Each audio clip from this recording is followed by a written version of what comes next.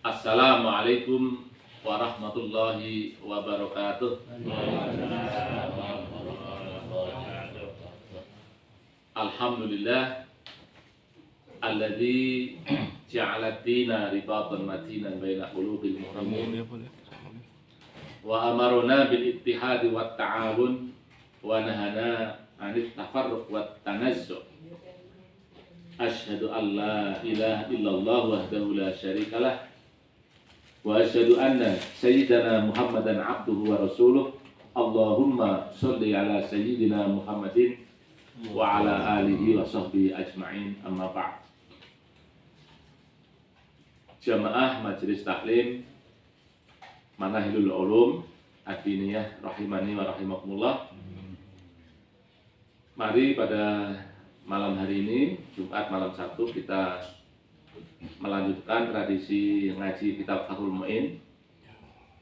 Mudah-mudahan kajian yang kita lakukan pada setiap malam Sabtu ini senantiasa diberkahi, dirahmati, diridhoi oleh Allah Subhanahu wa taala. Allahumma amin. Mari kita buka kajian pada malam hari ini dengan membaca Al-Qur'an. Bittiroi mardotillah walikulinya imsholihah al-fatihah. A'udzubillahi minasyaitonir rajim. Bismillahirrahmanirrahim.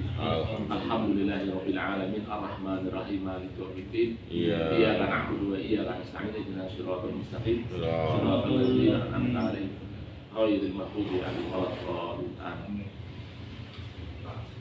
Malam hari ini kita akan membaca halaman 9 nih.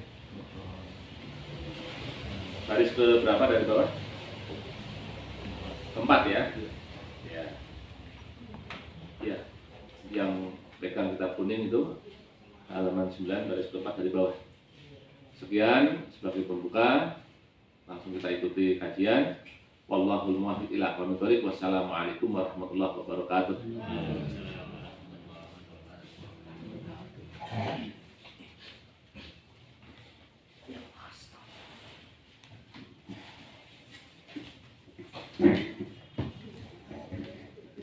Assalamualaikum warahmatullahi wabarakatuh.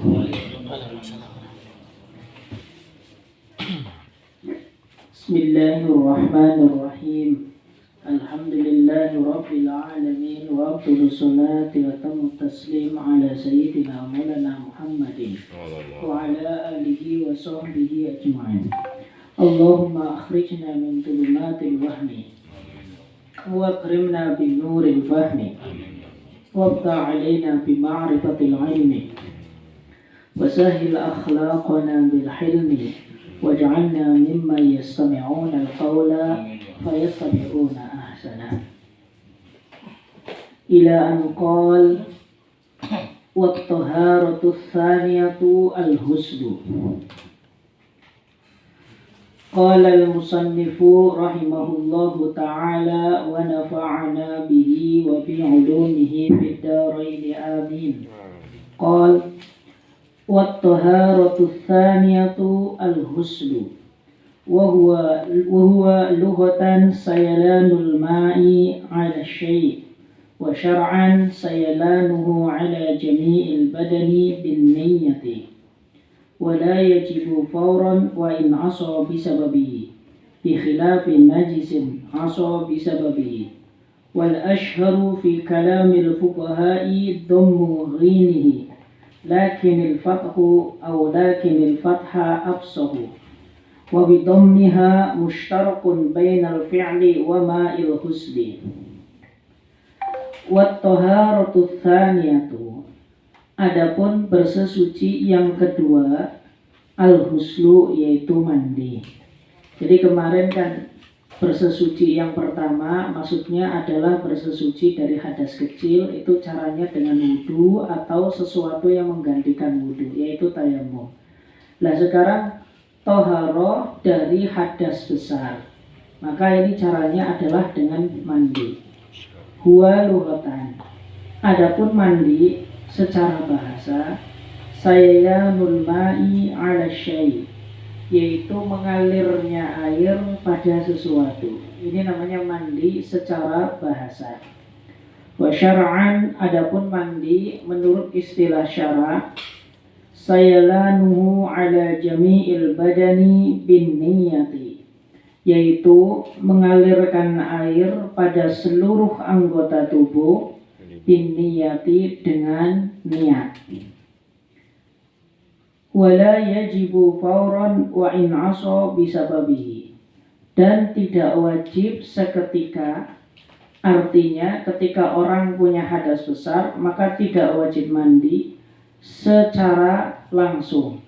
Wa in asa bisababihi, meskipun dia melakukan kemaksiatan yang menjadikan dia harus mandi, seperti orang melakukan tindakan zina, waliyadzubillah, maka tindakan ini kan mengharuskan dia untuk mandi besar karena dia punya hadas besar. Maka tidak diwajibkan seketika dia selesai melakukan tindakan perzinahan untuk melaksanakan mandi, itu tidak. Bikhilafi najisin aso bisababihi, berbeda dengan najis aso yang mana orang tersebut maksiat bisababihi sebab najis tersebut. Ya, berbeda ketika orang mandi karena memang berkelumuran dengan najis, maka mandi tersebut wajib disegerakan.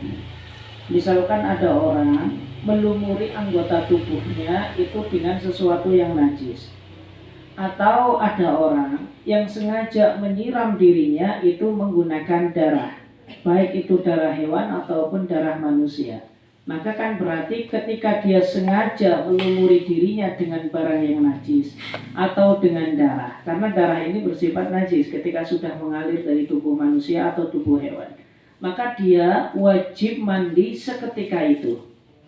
Ini kalau memang ada unsur kesengajaan di dalam penajisannya atau di dalam melumuri badannya menggunakan najis, maka ini wajib mandi. Wal ashharu fi kalamil fuqaha'i dammu ghinihi, adapun pendapat yang paling masyhur, yang paling terkenal fi kalamil fuqaha'i, pada ucapan ulama, dammu ghinihi, mendomahkan ghinnya huslun. Jadi lafaz huslun itu yang masyhur, yang paling terkenal di kalangan fuqaha itu dibaca dhammah ghinnya. Jadi huslun, bukan huslun. Lakinil fatha afsahu, akan tetapi membaca fathah itu jauh lebih fasih dalam ukuran bahasa. Karena kita melihat kepada tasrifnya, ya, husala yaksilu huslan. Jadi ini ikut bab dorobayat ribu dorban. Maka secara unsur kebahasaan, secara aturan kebahasaan, dibaca fathah itu jauh lebih fasih daripada dibaca dhammah. Akan tetapi secara penggunaan, dibaca dhammah itu jauh lebih banyak digunakan daripada dibaca fathah. Jadi di sini ada dua, ada fasih secara bahasa, ada lumrah atau ada terkenal secara penggunaan. Ini perbedaannya di situ. Kemudian wa bi dhammiha mushtarakun bainal fi'li wa ma'il husli. Adapun kalau dibaca dhammah ghinnya jadi huslun, maka mushtarakun, maka memiliki arti yang sama, bainal fi'li, antara pekerjaan, wa ma'il husli, dan antara air yang digunakan untuk mandi. Jadi lafaz huslun ketika dibaca dhammah ghinnya ini bisa menunjukkan kata kerja, bisa juga menunjukkan kata benda. Jadi kalau huslun ini adalah proses mandi atau pekerjaan mandi, bisa juga dikatakan huslun ini adalah air yang digunakan untuk mandi. Ini adalah keindahan bahasa Arabnya. Kalau dibaca kasroh ghislun, ini berarti sesuatu yang dijadikan perantara untuk mandi. Dalam hal ini seperti sabun. Nah, ini dibaca ghislun, huslun, ghuslun. Nah, ini termasuk keindahan bahasa Arab. Moga-moga temriki ya. Jadi ini keindahan bahasa Arab. Seperti barun, birun, burun. Nah, Ini juga ya, berbeda harokat ini kalau di dalam bahasa Arab itu sudah memiliki perbedaan makna yang sangat-sangat nampak. Kalau birrun itu artinya berbuat baik, birrul walidain. Tetapi kalau barun ini artinya daratan, bil barri wal bahri wal jawi, baik di daratan, di laut ataupun di udara. Tetapi kalau burun ini nama sejenis makanan seperti gandum. Ya, ini bahasa Arab itu beda satu harokat saja ini mempengaruhi di dalam makna. Contoh misalkan jananun sama jinanun.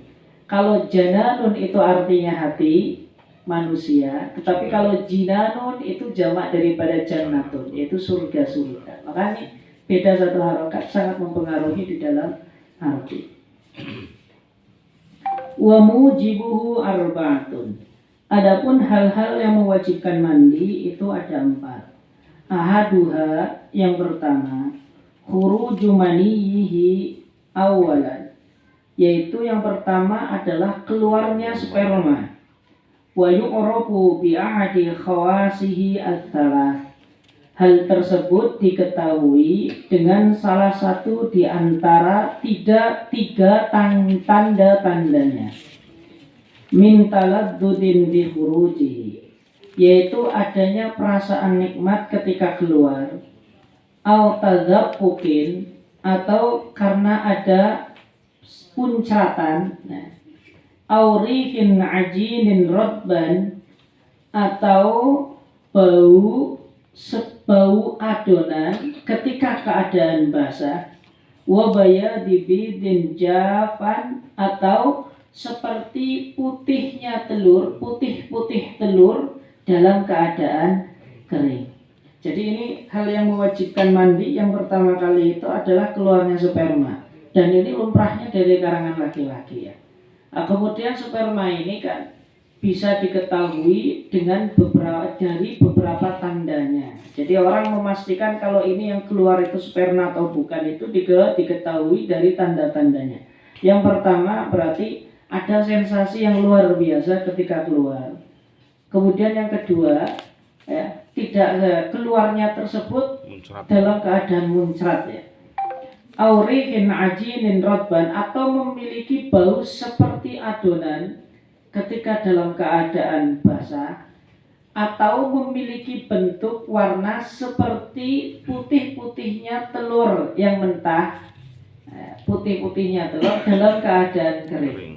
Nah, itu salah satu, itu adalah 3 daripada tandanya sperma.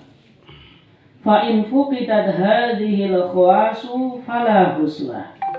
Fa in fuqidat, ketika tidak ditemukan hadhil khawasu, ketiga ciri-ciri ini, fala husla, maka tidak ada kewajiban mandi. Artinya ketika orang melihat cairan namun tidak ada indikasi kalau itu adalah sperma, maka ini tidak mewajibkan mandi. Naam, ya betul. Lau syakka fi syai'in amaniyun huwa amwadiyun, kalau seseorang ragu di dalam sesuatu, amaniyun huwa au madiyun, apakah yang keluar itu sperma atau yang keluar madi, takhayyara walau bitasyahi, maka dia diperkenankan untuk memilih meskipun syak tersebut disertai dengan adanya syahwat. Jadi ketika ada orang itu ragu, apakah yang keluar ini sperma atau yang keluar hanya madi. Kemarin kan kalau sperma itu kan tidak dihukumi najis, akan tetapi mewajibkan mandi. Berbeda dengan madi dan wadi, keduanya tidak mewajibkan mandi namun dihukumi najis. Maka ketika orang ragu apakah ini yang keluar itu jenisnya mani atau sperma, atau jenisnya madi atau wadi, maka dia diperbolehkan untuk memilih.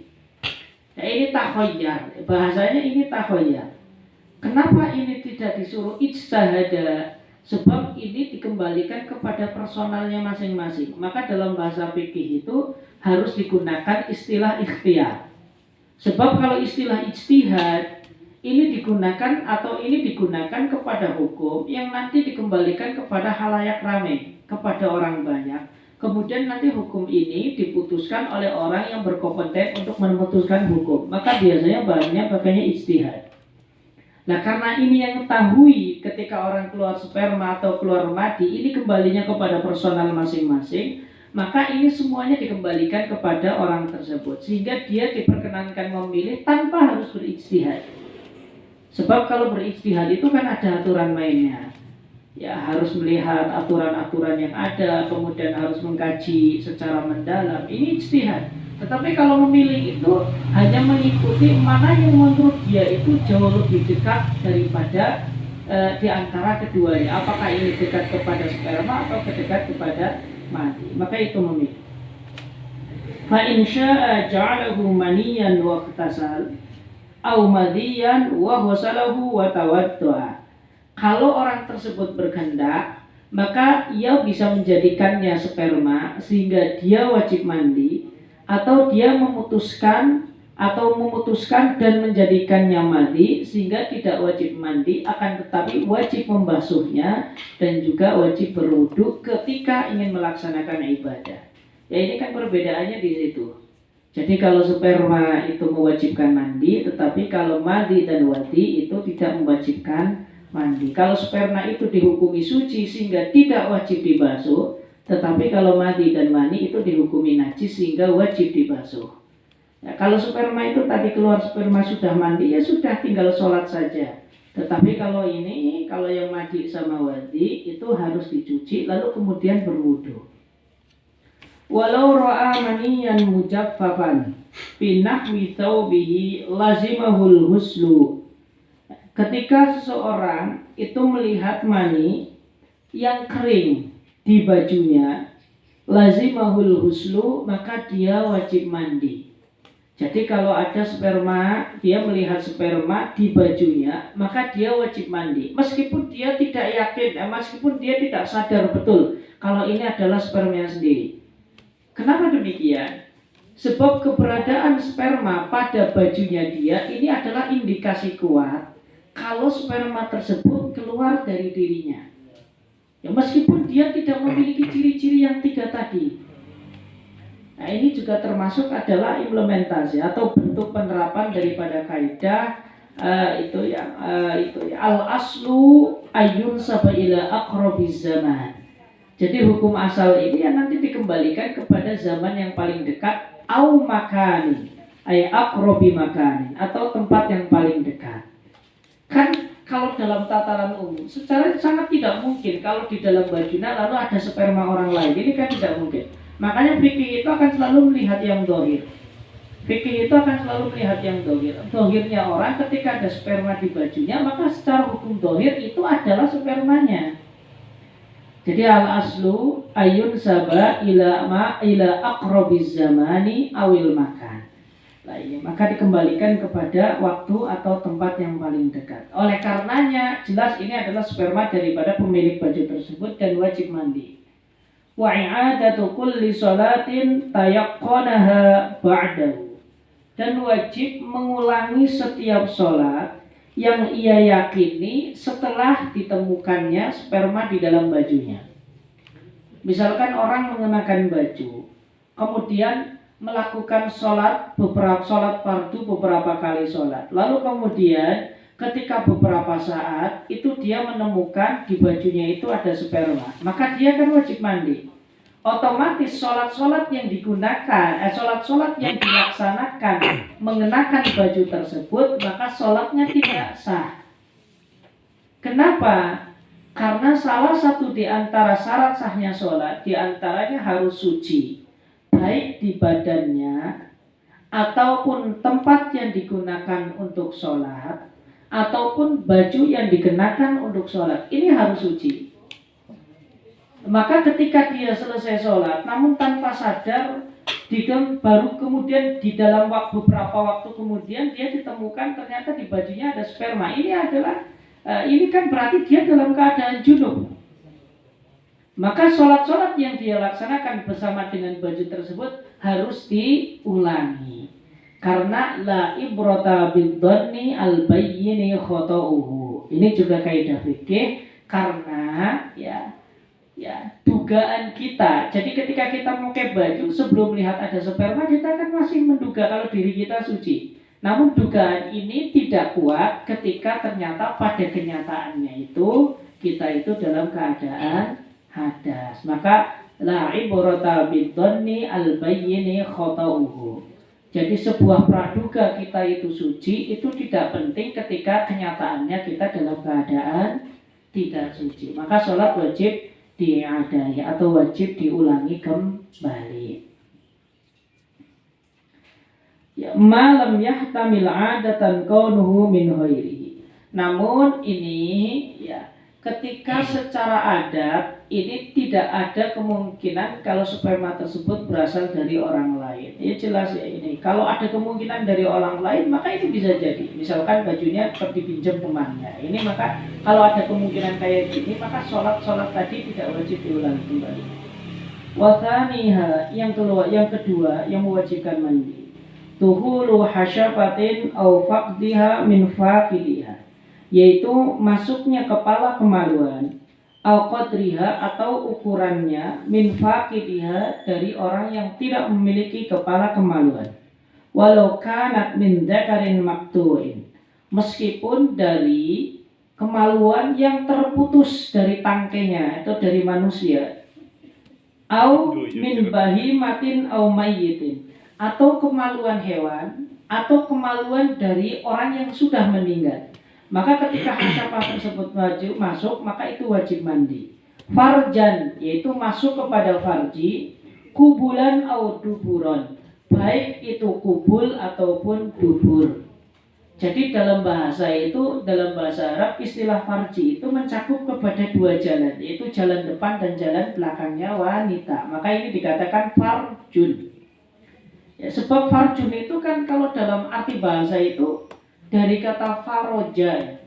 Faroja itu sebenarnya lapang, jembar, lapang dan jembar. Ya karena memang sesuatu yang berlubang itu dalam bahasa Arab dikatakan farjun. Tetapi dalam istilah fikih kalimat farjun itu diucapkan untuk kubul dan dubur, jalan belakangnya wanita dan juga jalan depannya wanita.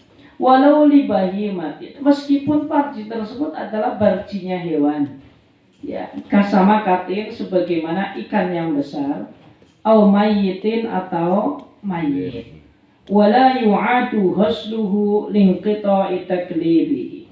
Akan tetapi si mayit tersebut tidak diwajibkan mandi karena taklibnya sudah terputus. Nah, jadi ini yang kedua yang mewajibkan mandi itu adalah masuknya hasyafah, kepala kemaluan kepada farji. Ya, ini atau kalau yang tidak memiliki kepala kemaluan maka ini adalah ukuran yang sekiranya itu seperti ukuran kepala kemaluan. Misalkan ada orang waliyadzubillah, kepala kemaluannya tidak ada. Ya, yang ada itu hanya tinggal batangnya saja. Maka tinggal diukur saja normalnya kepala kemaluan itu berapa, lalu tinggal diterapkan di dalam batang tersebut. Maka ketika itu masuk kepada farji wanita, dalam hal ini adalah istrinya, maka itu wajib mandi besar. Wa thalithuha, yang ketiga, haidun, haid. Ai inqita'u, maksudnya adalah ketika sudah terhenti haidnya. Wa huwa damun yakhruju min aqsa rahimil mar'ati fi awqatin makhsusatin, yaitu sebuah darah yang keluar dari pangkal rahimnya wanita di dalam waktu-waktu tertentu. Ya, ini darah haid itu adalah darah yang keluar dari rahimnya wanita pada hari-hari tertentu. Ya, ini jadi tidak sepanjang hari, tetapi pada hari-hari tertentu. Memang di situ ada catatannya. Wa qallu sinnihi tis'u sinina qamariyatin. Adapun usia minimal orang tersebut bisa haid adalah 9 tahun. Ya, istikmaluha, yaitu sempurnanya 9 tahun. Naam, ya benar. In ra'athu qabla tamamiha biduni sittati asyara yawman fa huwa haidun. Kalau ada seorang wanita melihat darah keluar dari rahimnya, sedangkan dia belum genap 9 tahun, akan tetapi kurang dari 16 hari. Jadi 9 tahun kurang 15 hari dia melihat darah. Kalau semacam ini apa? Fahuwa haidun, maka ini tetap dikatakan darah haid. Maksudnya kayak gini. Darah yang keluar daripada seorang wanita itu dikatakan haid ketika darah tersebut keluar di mana usia wanita tersebut itu 9 tahun umumnya. Namun di sini kalau 9 tahunnya kurang 15 hari, maka ini juga tetap dikatakan haid. Kurang 16 hari, maka ini juga tetap dikatakan haid. Kenapa alasannya? Sebab 16 hari ini adalah waktu yang memungkinkan perempuan tersebut haid. Hitungannya dari mana? Ini diambil dari aqallu tuhri bainal haidataini dan juga ditambah dengan aqallul haid. Jadi kan haid itu kan batas minimalnya itu kan 1 hari. Maka ini hitungannya 24 jam. Kemudian batas minimal suci di antara 2 haid ini adalah 15 hari. Maka ketika dari 9 tahun kurang daripada 16 hari, yaitu hasil penjumlahan daripada batas minimal suci sama batas minimal haid, maka itu sudah masuk kepada usia memungkinkan haid. Karena 9 tahun kurang itu bisa jadi dia itu haid karena memang yang didahulukan masa sucinya dulu. Hitung-hitungan fikih itu semacam ini. Jadi itu tetap dihukumi haid. Wa qalluhu yaumun wa lailatun. Dan minimalnya haid itu adalah 1 hari 1 malam. Ini bukan berarti darah tersebut harus keluar secara terus-menerus ya, tidak ya. Ini. Jadi 1 hari 1 malam itu bukan dari jumlah jam keluarnya haid, tidak. Karena estimasi 1 hari 1 malam itu adalah 24 jam. Kita hitungnya 24 jam. Bukan berarti darah yang keluar itu kita hitung. Misalkan keluar 2 jam berhenti, lalu 2 jam lagi berhenti, setelahnya keluar lagi 2 jam baru jumlah, tidak. Tetapi yang utama ini namanya pendapat bisahab. Ya, bisahab itu maksudnya apa? Masa di mana keluarnya darah sama masa di mana tidak keluarnya darah itu tetap dihitung satu kesatuan. Misalkan orang itu keluar darah jam 8 pagi. Jam 8 pagi lalu jam 9 dia sudah terhenti. Lalu jam 11 pagi keluar lagi sampai jam 12 dalam waktu 1 jam atau 3 menit. Kemudian berhenti lagi, keluar lagi, berhenti lagi. Maka hitungannya itu adalah dari jam 8 sampai kepada terakhir darah ini keluar. Kalau ternyata kurang dari 24 jam, maka darah ini bukan dikatakan darah haid. Tetapi kalau keluar dari lebih dari 24 jam, maka ini masuk ke dalam batas minimal darah haid. Loh, kok ada perbedaan semacam itu? Nanti kan kaitannya dengan kewajiban sholat. Kalau ternyata secara ditotal hanya keluar itu sekitar 18 jam. Setelah 18 jam ini berhenti total. Jadi tidak ada indikasi keluar darah lagi. Maka itu tidak dipastikan haid. Artinya ketika dia mengira tadi dia meninggalkan sholat itu karena haid, sholatnya wajib diqadha. Itu nanti arahnya ke situ.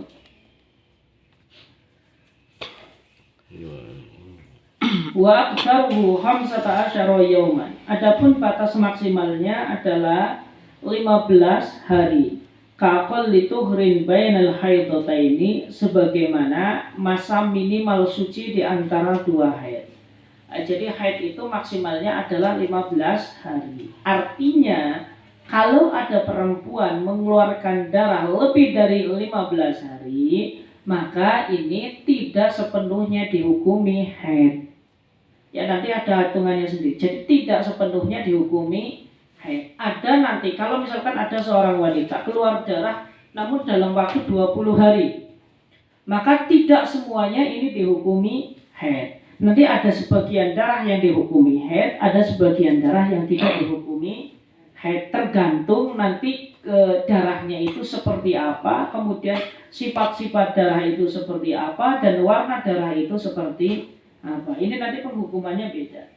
Kaqal lituhrin bainal haidataini, sebagaimana masa paling sedikitnya suci di antara 2 haid, yaitu 15 hari. Wa yahrumu bihi ma yahrumu bil janabati, dan diharamkan sebab haid sesuatu yang diharamkan sebab junub. Yang kemarin diantaranya yaitu sholat, tawaf, membaca Al-Quran dan membawanya, lalu kemudian berdiam diri di masjid ya. Sholat, tawaf, puasa ini juga diharamkan bagi orang-orang yang sedang haid. Wa mubasyaratu ma baina surratiha wa rukbatiha. Mubasyarah itu maksudnya persentuhan kulit ya antara suami dan istri, ma baina surratiha wa rukbatiha, yaitu daerah antara pusar dan kedua lutut. Maka ini tidak boleh disentuh ketika istri dalam keadaan haid. Wakila la yahrumu hairul waqi. Wakila, akan tetapi ada sebuah pendapat yang mengatakan la yahrumu hairul waqi, tidak haram selain wata. Wata itu adalah hubungan suami dan istri. Wahtaruhun Nawawiyyu fit tahqiq. Nah, pendapat ini tadi pendapat kedua, yang haram itu hanya watanya, hanya jimahnya. Ini adalah pendapat yang dipilih oleh Imam Nawawi fit tahqiqi di dalam kitab At-Tahqiq. Tahqiq itu adalah syarhut tanbih. Sama kalau Al-Majmu' syarhul muhaddab.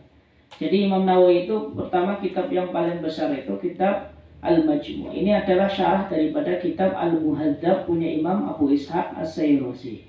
Kemudian beliau juga punya kitab At-Tahqiq. Kitab At-Tahqiq ini juga nyarai kitab At-Tanbih. Sama At-Tanbih juga kitab Abu Ishaq As-Sayruzi disarai. Kemudian nanti ada Raudhatut Talibin, kemudian nanti ada Minhajut Talibin. Punya Imam Nawawi semuanya. Li khabari Muslimin, hal tersebut didasarkan atas hadis riwayat Imam Muslim yang berbunyi isna'u kulla syai'in illan nikah.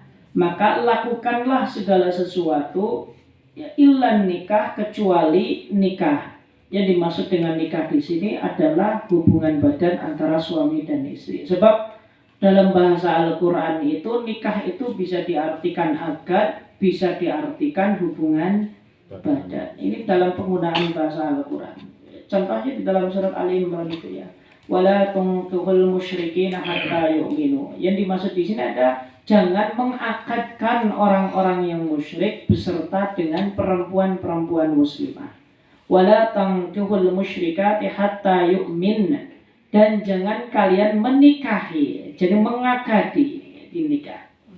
Kemudian fala tahillu lahu mim ba'du hatta tankiha zaujan ghairu. Yang dimaksud dengan tankiha zaujan ghairu hatta tata'a bi zaujan ghairu, sampai dia bersenggama dengan suami yang lain. Ini dalam bahasa Al-Quran kata nikah itu memiliki dua makna. Nah, yang dimaksud dengan ilal nikah di sini adalah ilal jima'a, ilal wat'an.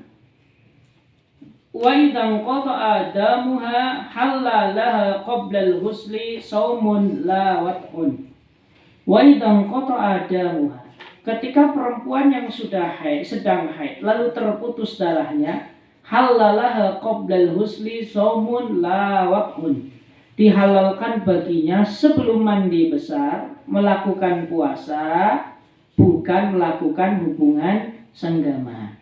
Jadi kalau ada seorang wanita suci dari haid, maka ini diperbolehkan langsung melaksanakan puasa. Ya, misalkan dia suci di malam hari, besok itu puasa Ramadan, maka dia tetap meskipun belum mandi besar, maka diperbolehkan melakukan puasa. Akan tetapi tidak boleh melakukan hubungan badan dengan suaminya selagi dia belum mandi besar. Ini mazhab Syafi'i. Khilafan lima ba'thahu al-'allamatul Jalalus Suyuti rahimahullahu ta'ala. Akan tetapi ini berbeda dengan pendapat yang dikaji oleh Al-Imam Jalaluddin As-Suyuti. Kalau menurut Imam Jalaluddin As-Suyuti, ketika seorang wanita sudah terputus haidnya, maka ini boleh melakukan hubungan badan dengan suaminya meskipun belum mandi. Meskipun belum mandi besar. Dan ini adalah pendapat yang ditegaskan oleh Al-Imam Jalaluddin As-Suyuti. Ini pengarang kitab Tafsirul Jalalain, Jalaluddin As-Suyuti. Dan juga ini adalah madhab daripada Al-Imam Abu Hanifah An-Nu'man. Ini juga boleh. Warabi'uha, yang keempat, nifasun, yaitu nifas. Jadi yang keempat yang mewajibkan mandi besar itu adalah nifas. ai inqita'uhu, yaitu ketika selesainya nifas. Wa huwa damu haidin mujtami'in yakhruju ba'da warahi jami'ir rahmi, yaitu darah haid yang terkumpul lalu kemudian dia keluar secara rahimnya setelah rahim tersebut terbebas daripada anak. Ini biasanya bagi orang yang telah melahirkan, maka ini nifas. Wa qalluhu lahdatun, adapun minimal nifas itu lahdah. Lahdah itu maksudnya keluar darah tetapi hanya dalam satu kali. Ya, entah itu dalam keadaan satu kali keluar langsung banyak. Biasanya kan orang nifas itu kan keluarnya tidak seperti orang haid. Tetapi ini memang dalam jumlah yang banyak, namun sekali keluar itu beres. Nah, itulah total. Kemudian wa ghalibuhu arba'una yauman. Kemudian umumnya 40 hari. Wa aktsaru sittuna yauman, dan maksimalnya adalah 60 hari. Ini batasan-batasan ini nanti untuk memberikan hukum yang berbeda ya. Jadi ketika batas minimalnya itu lahdo, hanya satu kali keluaran saja. Kemudian kalau setelah itu tidak keluar lagi, maka dia dihukumi suci. Suci dari nifas, maka dia langsung berkewajiban mandi. Umumnya 40 hari, ini adalah tataran umum. Artinya bisa jadi kurang dari 40 hari. Kalau sudah selesai 40 hari, lalu kemudian tidak keluar darah lagi selama 24 jam, karena ini batas minimal ada 24 jam, maka ini sudah dikatakan kalau dia itu suci dan wajib mandi. Kalau ternyata sampai 60 hari kok masih keluar sampai 70 hari, maka tidak semuanya dihukumi nifas. Bisa jadi yang 60 ini masuknya nifas, nanti yang 10 hari masuknya istihadah. Maka ketika sudah sampai batas 60 hari, maka orang tersebut wajib mandi dan melaksanakan kewajiban-kewajiban seperti kewajibannya orang yang suci. Wa yahrumu bihi ma yahrumu bil haidi, dan diharamkan bagi orang yang sedang nifas, diharamkan pula bagi orang yang sebagaimana sesuatu yang diharamkan bagi orang yang sedang haid. Wa yajibul huslu aidha bi waladatihi walau bila balalin, dan wajib mandi juga sebab melahirkan walau bila balalin, meskipun tanpa basah. Ya, ini juga kewajiban namanya husnul wiladah. Salah satu di antara wajib mandi itu adalah mandi sebab dia melahirkan. Ini kalau melahirkan lalu tidak diiringi dengan nifas, maka wajib mandi. Akan tetapi kalau melahirkan lalu kemudian dia nifas, maka tidak ada istilah husnul wiladah. Jadi ini jangan sampai dipahami orang perempuan ketika setelah melahirkan wajib mandi, nanti nifas selesai wajib mandi lagi. Tidak. Tapi yang dimaksud dengan husnul wiladah ini adalah ketika seorang wanita melahirkan, namun setelah prosesi melahirkan tidak diiringi dengan nifas, ya, maka dia wajib mandi. Kalau ternyata setelah melahirkan lalu diiringi dengan darah nifas, maka mandinya setelah nifasnya tersebut selesai, bukan setelah melahirkan. Soalnya ini sering terjadi salah pemahaman juga.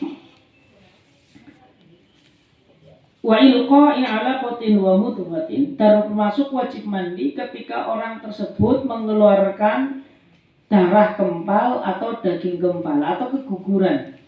Ya, ketika orang itu keguguran, ya, itu juga wajib mandi.